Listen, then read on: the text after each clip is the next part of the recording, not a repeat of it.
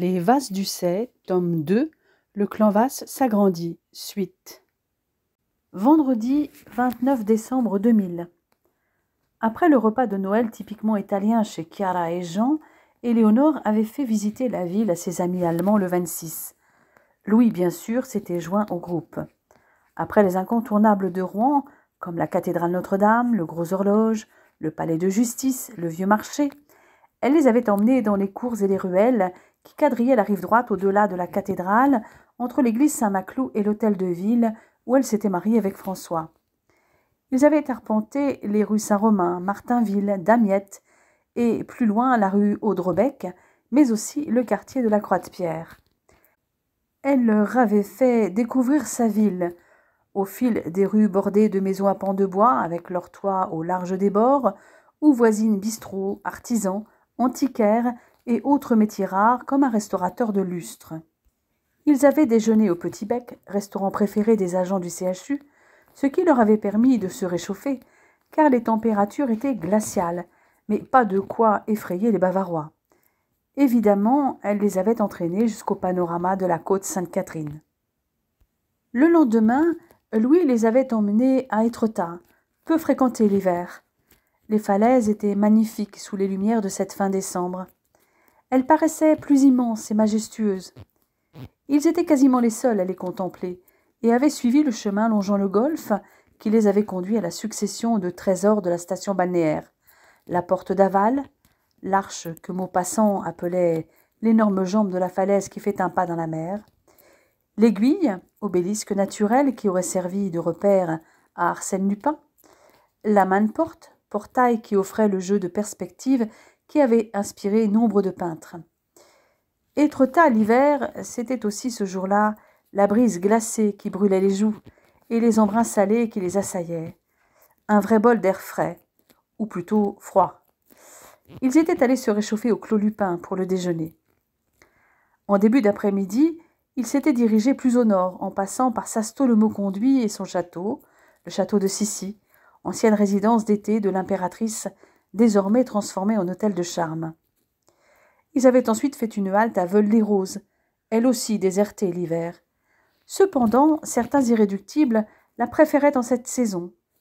Ceux qui aimaient la mer sous la grisaille, la pluie et le vent, et qui s'aventuraient sur la promenade. Ils avaient fait partie de ces courageux ce jour-là, car le soleil n'avait pas daigné se montrer beaucoup. Ils avaient remonté le cours de la Veule, le plus petit fleuve de France du haut de ses 1194 mètres. Après avoir dépassé les Pucheux, ces petits escaliers aménagés derrière les maisons pour aller chercher l'eau, ils avaient découvert le moulin du marché et plusieurs roues en mouvement le long du chemin. Puis, ils avaient parcouru la rue principale de ce village de carte postale pour rejoindre le gué de l'Abreuvoir, où la Veule s'élargit en un long ruban peu profond qui baignait les soubassements d'une belle chaumière. Un petit pont pour piétons formé de gros blocs de grès, une cascade, ainsi que les timides rayons du soleil dans les arbres dénudés donnaient de la magie au lieu. Il fallait surtout s'imaginer Veule au beau temps, avec ses jolies maisons fleuries, ses moulins, ses cressonnières. Le jeudi avait été consacré à Paris. Laurent et Gabriella les avaient accompagnés. Ils avaient pris le train très tôt pour profiter de la journée. Éléonore les avait d'abord emmenés prendre un petit déjeuner dans un café réputé, place de la Concorde, avant de remonter tranquillement les Champs-Élysées jusqu'à l'Arc de Triomphe, pour découvrir les enseignes établies sur la plus belle avenue du monde, les magasins aux vitrines de luxe, comme Vuitton ou Cartier, ou les restaurants de renom. Ils avaient poursuivi leur promenade jusqu'à la Tour Eiffel. Le parcours avait permis à ceux qui venaient pour la première fois dans la capitale de découvrir des endroits emblématiques, comme la place de l'Étoile, l'avenue Kléber ou la place du Trocadéro et ses belles fontaines. Arrivés à la Dame de Fer, ils avaient pris le temps de monter jusqu'au sommet pour profiter de la vue panoramique. Éléonore les avait ensuite entraînés dans le quartier du pont de l'Alma, où ils avaient fait la pause déjeuner, avant de les emmener ensuite en métro jusqu'au jardin des Tuileries, somptueux jardins à la française, regroupant aussi 3 grands musées, l'Orangerie, le Jeu de Paume et le Louvre. Mais en une journée, il n'était pas question de faire les musées. Chacun aurait mérité une journée, voire plus. Après à peine un quart d'heure de métro, Ils s'étaient rendus à l'île de la Cité pour voir Notre-Dame. Ils avaient ensuite rejoint, toujours en métro, le quartier de l'Opéra Garnier, pour l'opéra lui-même, mais aussi pour les boutiques, comme celle du boulevard Haussmann. Leur dernière étape avait été Montmartre, où, fatigués, ils avaient préféré prendre le funiculaire plutôt que monter les 222 marches qui mènent au sommet de la butte et à la basilique. Ils avaient arpenté les charmantes ruelles bordées de galeries d'art, de commerces atypiques, de restaurants. Ils étaient allés jusqu'au mur des Je t'aime, un des lieux qui symbolise la ville de l'amour et du romantisme. Le groupe avait réussi à attraper le train de 19h40 qui arrivait à 21h passées à Rouen. Fort heureusement, Sarah et Maxime les avaient conviés à dîner. Éléonore les avait prévenus de l'heure à laquelle ils devaient arriver. François était inquiet. Éléonore se fatiguait beaucoup trop. Il avait peur pour elle. Sarah et Max avaient essayé de le distraire en attendant, mais il était resté soucieux jusqu'à son retour.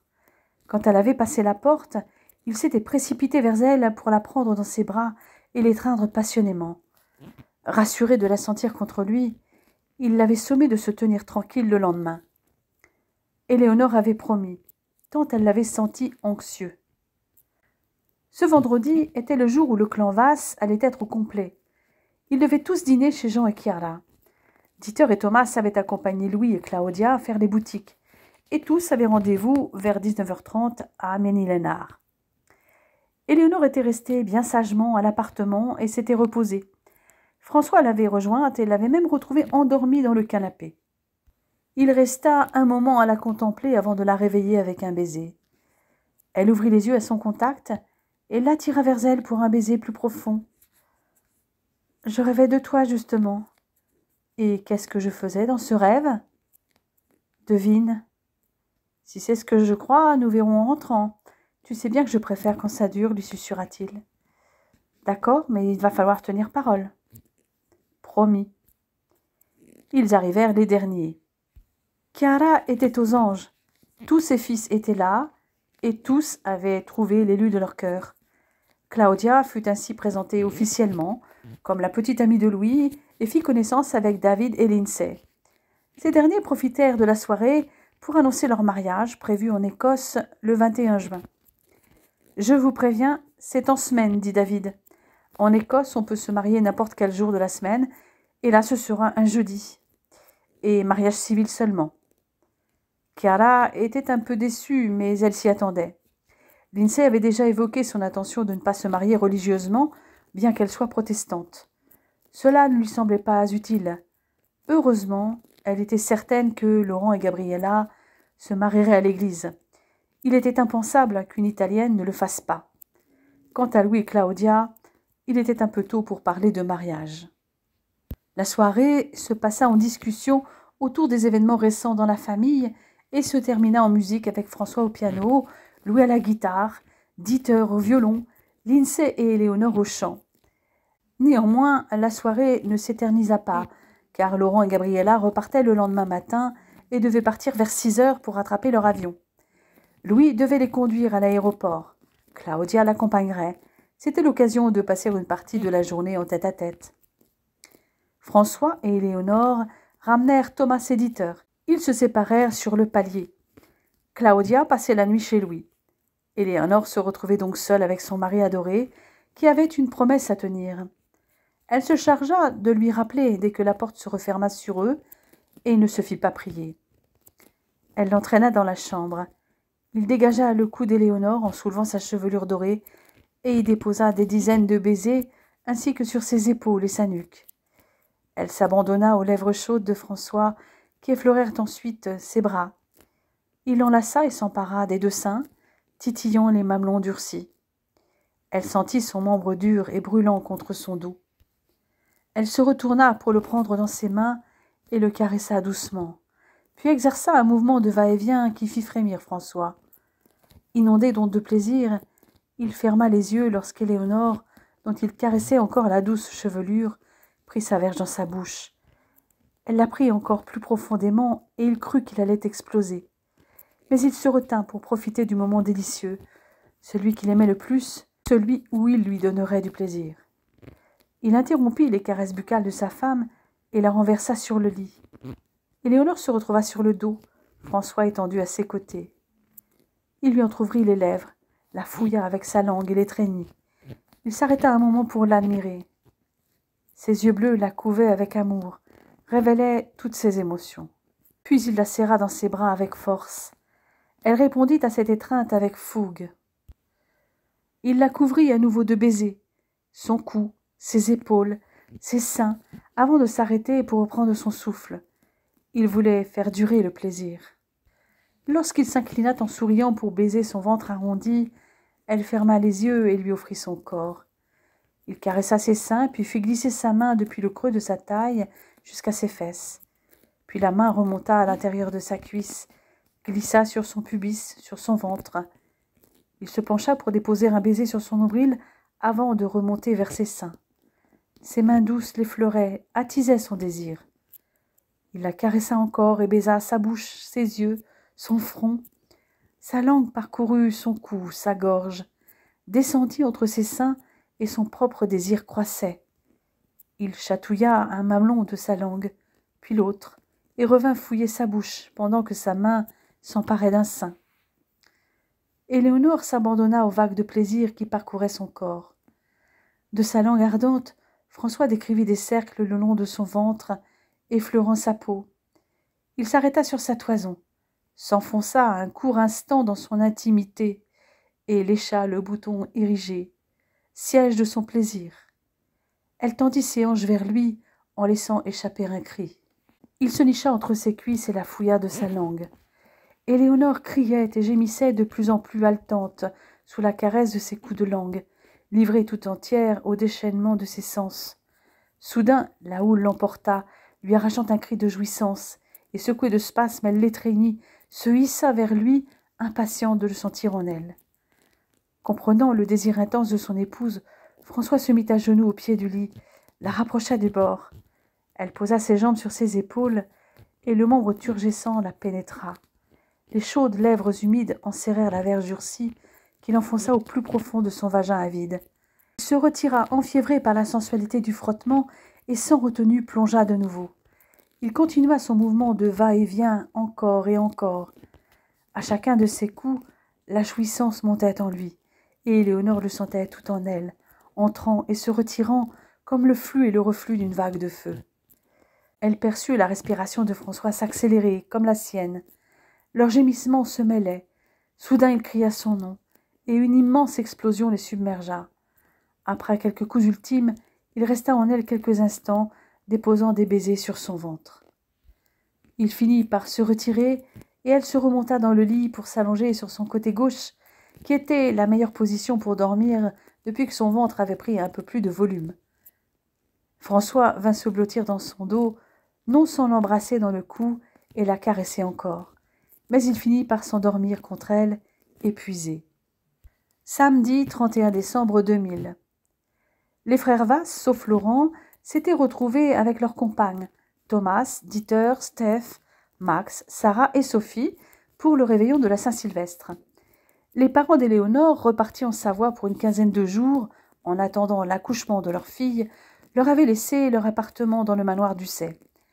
Leur locataire était également absent. Il ne dérangerait donc personne et pourrait dormir sur place dans les chambres d'hôtes et les chambres du rez-de-chaussée. « Comment se fait-il que tes parents aient une si grande maison ?» demanda Louis, toujours curieux, à Éléonore. « C'est en fait un héritage familial qui s'est transmis de génération en génération. Mon père était militaire, officier dans la marine nationale, comme son père avant lui et son grand-père. Quand j'étais petite, avec ma mère, nous vivions les 3/4 du temps seuls dans cette grande baraque quand mon père était en mer. Ma mère était traductrice et elle l'est toujours. Elle travaillait donc à la maison. Elle voyait peu de monde à part son éditeur de temps en temps dans le cadre de son métier. Mon père a accepté d'aménager l'appartement du 2e étage en 1978 pour le mettre en location à la demande de ma mère. Et les premiers locataires étaient mes parents, intervint Steph. J'avais 7 ans et ma sœur 11 ans. D'un seul coup, la maison était pleine de vie, j'avais un copain avec qui jouer et ma mère avait des voisins avec qui papoter, ajouta la jeune femme. Donc, Steph est ton meilleur ami et un ami d'enfance, dit François. Et le frère que je n'ai jamais eu. De plus, très tôt, nous avons partagé la même passion. La danse, fit Claudia. Oui, mais lui a continué dans cette branche, pas moi, du moins pas comme pro. Et les chambres d'hôtes, insista Louis. Elles ont été aménagées en 1988, juste avant la première armada. Mon père a toujours eu le nez creux pour les bonnes affaires. Il a tout de suite vu que les voiles de la Liberté, puis l'armada de la Liberté et les suivantes amèneraient beaucoup de monde à Rouen. Avec les loyers de l'appartement et les touristes, ça faisait une source de revenus supplémentaires, surtout pour entretenir le manoir et le parc. Et j'imagine que ça coûte un bras, dit Max. Ça, tu peux le dire. Mais mon père a une retraite assez confortable, ma mère travaille toujours. Il y a les revenus générés par le manoir, mais aussi ceux du deuxième appartement qu'ils ont en Savoie, et mon père boursicote. Et il n'est pas le seul, dit François avec un petit sourire. Disons que c'est mon père qui m'a poussé à acheter des actions Microsoft, mais lui a commencé en 1989 avec Microsoft, puis en 1998 avec BNP, et même LVMH en 1999. Il suit ça de près. D'ailleurs, il m'a fait vendre des actions Microsoft il y a un an, parce qu'il y avait un risque qu'elle plonge avec la grande concurrence dans le domaine de l'informatique, et m'a fait investir dans les actions LVMH. Et il n'avait pas tort. Ça dégringole. Il m'a fait vendre au meilleur moment. Il en a fait de même et a acheté 2 autres appartements à la montagne cette année. Dis donc, François, tu ne m'avais pas dit que tu avais épousé une femme d'affaires, dit Max. Je ne le savais pas moi-même il y a encore 3 mois. Quand elle m'en a parlé, j'ai un peu halluciné. Pas le temps de s'ennuyer avec elle, il y a toujours des surprises. Des surprises comme ça, j'en veux bien tous les jours, dit Louis. Avec Sarah, Lindsay et Claudia, Éléonore avait organisé un buffet avec des spécialités françaises, italiennes, bavaroises et écossaises, où chacun pourrait se servir à sa guise. Ils passèrent la soirée à discuter des différentes traditions des différents pays représentés. Chacun en évoqua une. « Alors ce soir, je représente l'Italie, dit Éléonore. Une des traditions est de porter des sous-vêtements rouges pour les hommes et pour les femmes. C'est synonyme de chance pour la nouvelle année. Mais pour que ça marche, il faut qu'ils aient été offerts et n'être portés que la nuit de la Saint-Sylvestre.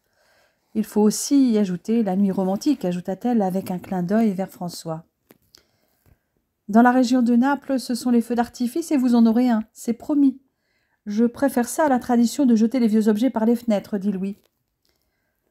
Chez nous, en Bavière, ce sont les fusils, annonça Dieter, ou plus exactement des pistolets à poudre noire, appelés aussi Handböller, qui célèbrent déjà 1 semaine avant la veille de Noël l'arrivée du Christkind, qui apporte des cadeaux pour les enfants. Ils sont utilisés aussi au Nouvel An, avec les pétards et les feux d'artifice. À Berlin, dit Thomas, c'est la grande fête de rue. Les gens remontent la Straße des 17. Juni, qui longe le parc Großen Tiergarten vers la porte de Brandebourg. C'est un peu comme en France avec les Champs-Élysées et l'Arc de Triomphe. Il y a des spectacles, de la musique, des écrans géants et le feu d'artifice. À minuit, ce n'est que le début de la fête qui se poursuit dans la rue et les discothèques. Ça dure souvent plus de 24 heures. Il y a aussi le concert du Nouvel An au Stadtoper unter den Linden, dit Claudia. Ce fut au tour de Lindsay de parler des traditions du Nouvel An de son pays. En Écosse, le Nouvel An est plus important que Noël. C'est Hogmanay, et la fête dure au moins 3 jours. À Édimbourg, tout Princess Street, la principale artère commerçante, est bloquée pour être le lieu d'une street party qui rassemble des dizaines de milliers de personnes, avec des concerts de stars écossaises et internationales comme Texas l'année dernière, un céilí et un gigantesque feu d'artifice depuis l'esplanade du château. Pour lutter contre la gueule de bois, les plus courageux participent le 1er janvier à Lonedook. Ils se déguisent pour se baigner dans les eaux glaciales du fleuve Forth qui se jette dans la mer du Nord. Il y a aussi le first footing, le premier pas, dit David. C'est une autre pratique populaire de Hogmanay, qui remonte à l'époque des Vikings. Après minuit, il est d'usage de rendre visite à ses proches et voisins en apportant des cadeaux, des gâteaux aux fruits secs, des biscuits ou un peu de charbon pour contribuer à maintenir l'habitat au chaud. En échange, on offre un verre de whisky. Et la croyance veut que si le premier visiteur de l'année est un bel homme grand et brun, cela vous portera chance. Le Looney Dock que tu as évoqué, Lindsay, me rappelle la tradition des pingouins de Dieppe qui se baignent dans la Manche le 1er janvier, et aussi les Romains qui se jettent dans les eaux du Tibre depuis le pont Cavour, un saut de 17 mètres de haut depuis le pont, dit François. Mais pour le réveillon, la ville de Rome organise aussi des événements tels que des spectacles et des concerts un peu partout dans la ville, ajouta Éléonore. Et à Venise, les cloches de la basilique Saint-Marc sonnent pour appeler les habitants et les touristes à minuit pour fêter la nouvelle année avec le Bacio nella Piazza, le baiser sur la place, un bisou collectif sous un magnifique feu d'artifice. Et de nombreuses personnes se donnent rendez-vous sur la plage du Lido pour les vœux lors d'une baignade. Bisous collectifs et dessous rouges, ça paraît très coquin chez les Italiens, se moqua Max. C'est vrai que j'ai parlé de nuit romantique quand j'ai évoqué les dessous rouges, et j'ai bien dit romantique, pas érotique, répliqua Éléonore. Quoique cette coutume veut aussi que les dessous rouges portent chance dans le sens où la nouvelle année sera riche en amour, passion et érotisme, ajouta-t-elle avec un petit air coquin, en glissant un regard vers son mari. « Ah, tu vois, tu avoues. De toute façon, nous vous connaissons tous les deux, les Lapinous. » Tout le monde éclata de rire, sauf Claudia, pour qui le mot Lapinou n'évoquait rien. Max se chargea de l'expliquer, ce qui augmenta l'hilarité générale. Toutefois, le nouveau chef de clinique de médecine interne redevint sérieux et poursuivit l'évocation des traditions du Nouvel An. Autour de Rouen, ce sont les aguignettes, qui sont des petits canards ou des lapins en pâte feuilletée, fourrés ou non de frangipane. Rien à voir avec nos lapinous, précisa Max. C'est une tradition typiquement normande. Autrefois, ces gâteaux étaient ensuite distribués aux enfants, qui les mettaient dans un petit panier pour faire le tour des fermes de la campagne avoisinante. Avec des chansons, les enfants incitaient les fermiers à donner quelque chose contre une aguignette, des œufs par exemple. À Rouen, il y a aussi les sirènes des bateaux présents dans le port à minuit, dit Steph. Et on s'embrasse à minuit sous le gui, ajouta Sophie, en se souhaitant des bonnes choses pour la nouvelle année. Amour, santé, réussite, etc. Et on trinque au champagne. Vous avez oublié le discours du président, dit Sarah, pince sans rire. Mais ce qui importe surtout, c'est de faire du bruit à minuit avec toutes sortes d'instruments. Des pétards, bien sûr, mais aussi klaxons de voiture, clairons, sonnailles en montagne, ou même la batterie de cuisine. Mais dis-moi, Ellie, tu as passé un jour de l'an à New York. Comment fait-il ça aux States? Je ne peux parler que de New York. Il y a bien sûr la New Year's Eve Ball Drop Ceremony, qui a lieu à Times Square, où des centaines de milliers de personnes se rendent pour voir la descente de la boule gigantesque depuis le One Times Square Building, vers minuit. Mais il faut savoir qu'on est en plein hiver et il fait très froid à New York. Pour avoir de bonnes places, il faut être à Times Square entre 12 et 18 heures avant le début de la cérémonie. Donc, vous m'excuserez, mais pour un événement qui ne dure que 10 secondes, je préfère rester au chaud et le voir à la télé. En plus, il n'y a pas de feu d'artifice à Times Square et il est interdit de consommer de l'alcool dans les rues. Bref, il vaut mieux aller s'amuser ailleurs. « Où aller alors ?» demanda Louis.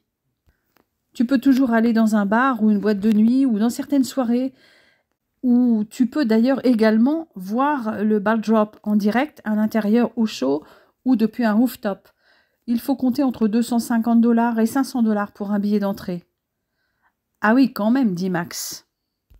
J'avoue que j'ai préféré le fêter à Central Park, où il y a des festivités pour tous les âges. Et à minuit, un feu d'artifice est tiré depuis Barbridge Cherry Hill, au cœur de Central Park.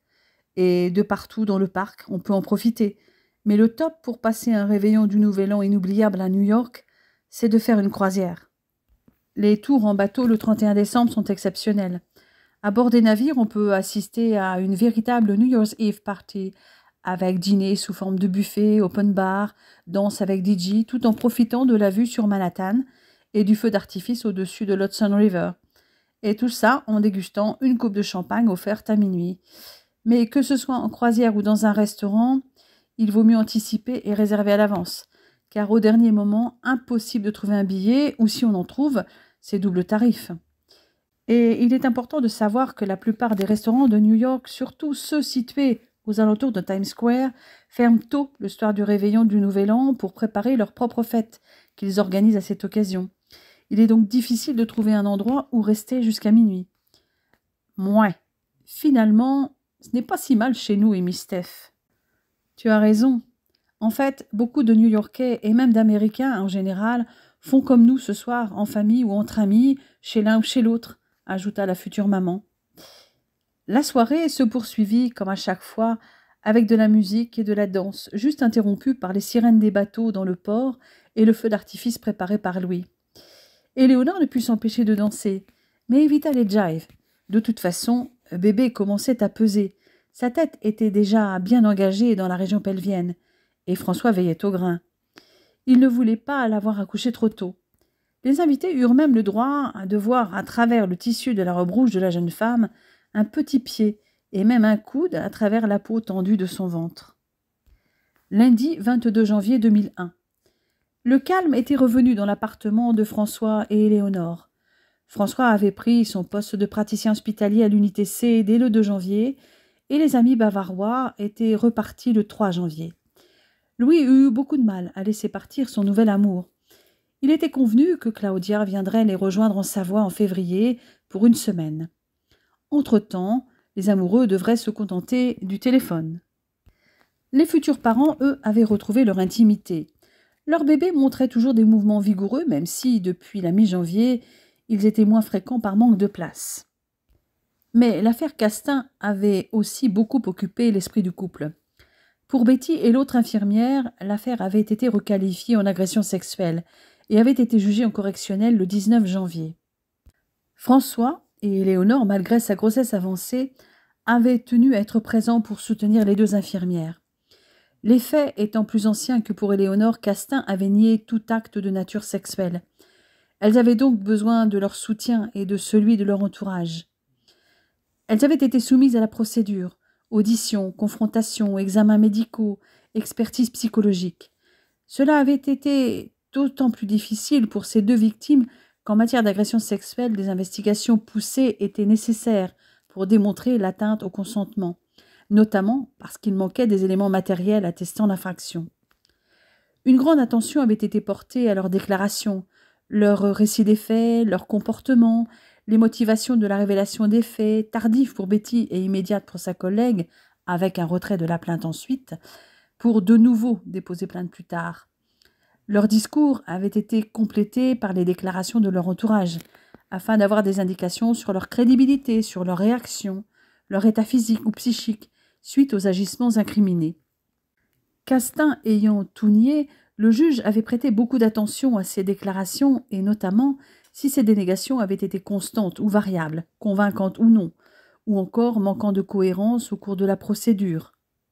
Mais aussi ces déclarations suite à ses agissements et son comportement. Le juge s'était aussi intéressé à la forme des déclarations faites par les victimes tout au long de la procédure. Il avait analysé les modalités du recueil, l'identité des propos, les discussions à propos d'éventuelles variations, le maintien des déclarations lors des confrontations. D'autres éléments avaient été scrutés chez le prévenu comme chez les victimes, tels l'enquête de personnalité, les antécédents judiciaires, les propos de l'entourage. L'objectif était d'observer la concordance entre la description de la personnalité faite par l'entourage et l'expertise psychologique et le comportement des protagonistes à l'audience. Après en avoir délibéré, le tribunal avait condamné le chirurgien à 4 ans de prison ferme avec mandat de dépôt. Il était contraint à un suivi socio-judiciaire pour une durée de 5 ans sous peine d'une incarcération de 3 ans supplémentaires et 300 000 francs d'amende. Le tribunal avait en outre imposé au prévenu une injonction de soins et de réparer les dommages, avait précisé la présidente sans autre forme de détail. Le tribunal avait prononcé une interdiction à l'encontre du prévenu d'exercer une quelconque activité en lien avec des mineurs pendant 10 ans, et il était privé de tout droit d'éligibilité à un mandat électif. La peine était plus sévère que ne l'avait espéré l'avocat d'Éléonore et les 3 autres victimes. Le jour de l'audience était arrivé pour Éléonore, mais également pour l'interne, qui avait été violée en 1998. Les 2 victimes avaient demandé une audience à huis clos. Comme les autres victimes qui, comme elles, s'étaient constituées partie civile, elles s'étaient soumises à la procédure, audition, confrontation, examens médicaux, expertise psychologique. Cela avait été encore plus difficile pour l'interne qui, comme les deux autres victimes, avait subi des investigations poussées pour démontrer l'atteinte au consentement pour les mêmes raisons, le manque d'éléments matériels. La même attention fut portée aux déclarations d'Éléonore et de l'interne sur leur récit des faits, leur comportement, la révélation des faits, immédiate pour la première, tardive pour l'autre. L'entourage de l'interne avait été sollicité, comme pour les deux infirmières victimes. La même attention fut accordée à la forme de leurs déclarations. Pour Éléonore, au moins, il y avait des éléments matériels et un témoin, et Castin avait reconnu les faits, tout en minimisant son geste. Mais pour l'interne, dès lors que l'examen médico-légal ne corroborait pas sa plainte, il avait nié l'atteinte au consentement, car les faits étaient encore relativement récents. Le juge avait prêté la même attention que son collègue du tribunal correctionnel à la valeur de ses dénégations et de ses déclarations suite à ses agissements ainsi qu'à son comportement. La concordance entre la description de la personnalité par l'entourage et l'expertise psychologique et le comportement des protagonistes à l'audience avait été examinée comme pour Betty et sa collègue. Les discours avaient été analysés par un spécialiste.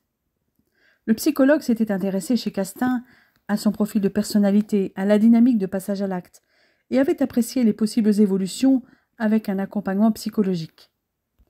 Le psychiatre avait quant à lui évalué son discernement au moment des faits et avait formulé un avis sur l'existence de troubles du comportement. Pour Éléonore et l'interne, comme cela avait été le cas pour les deux infirmières, l'expertise psychologique avait visé à décrire leur personnalité, à rechercher les conséquences des actes dénoncés et à apprécier leur crédibilité.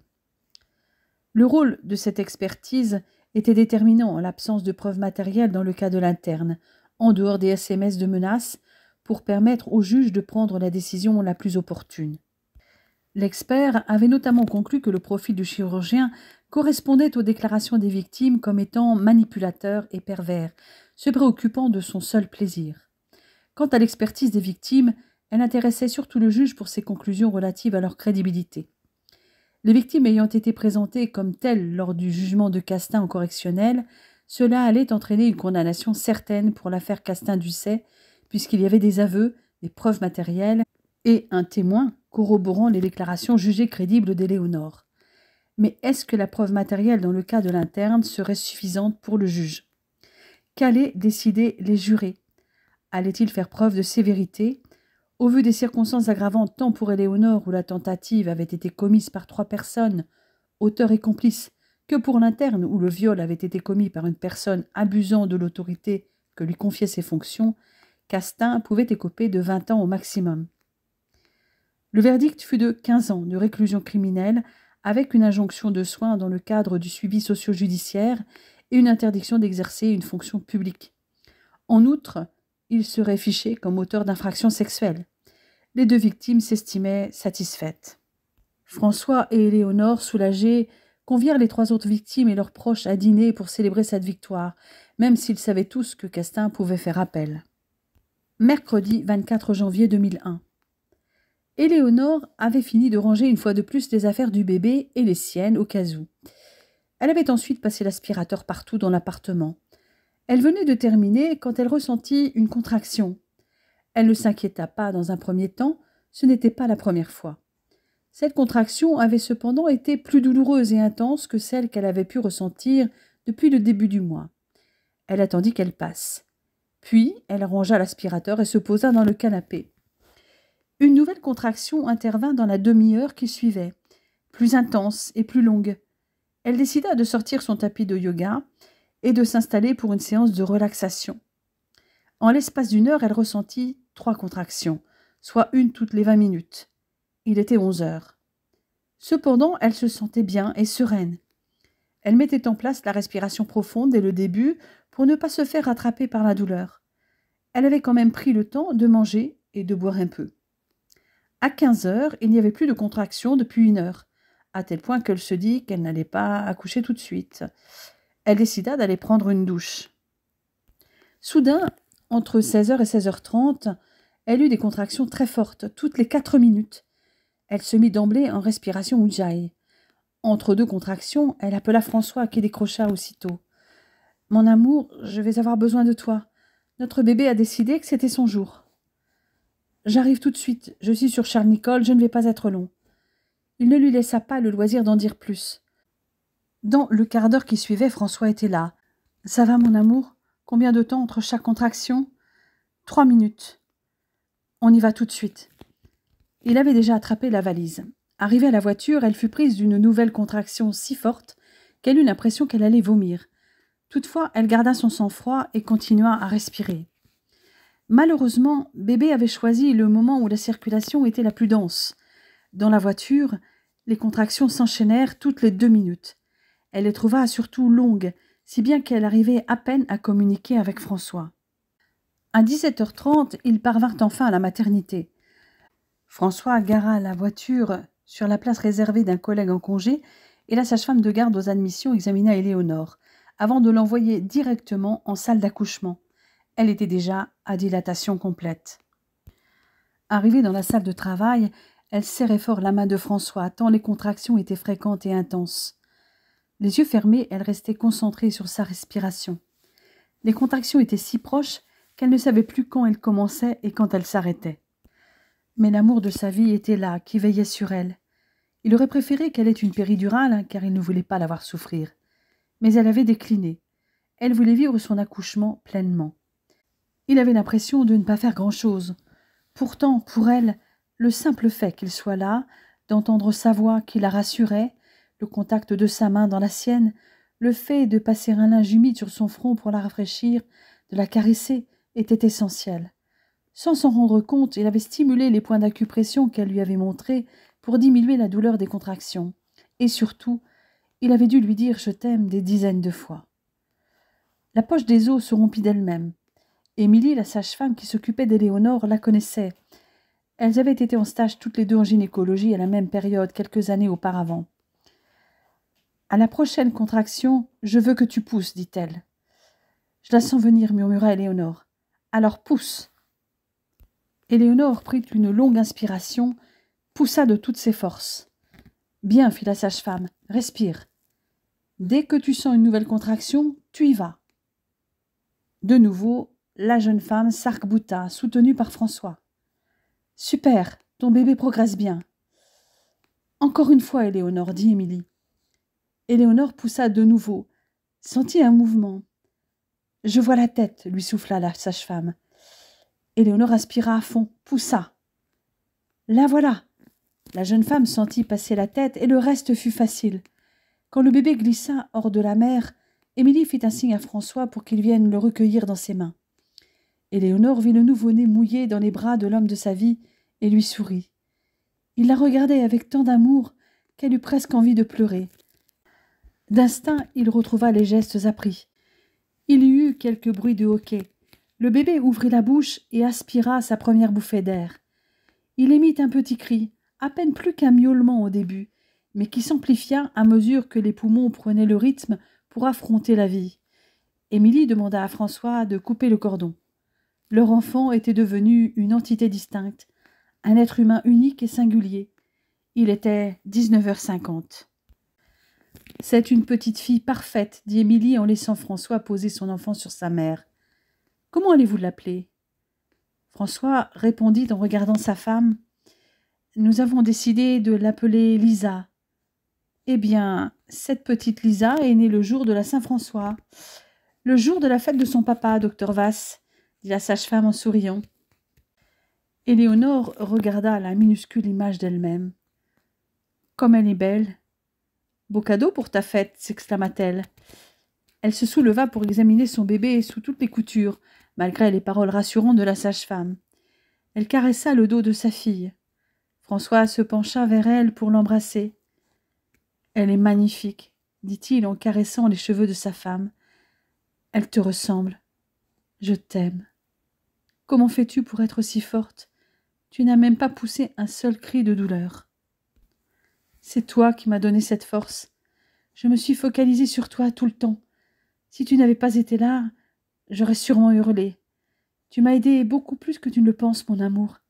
Et regarde, elle cherche mon sein. » Éléonore aida le bébé à happer le mamelon.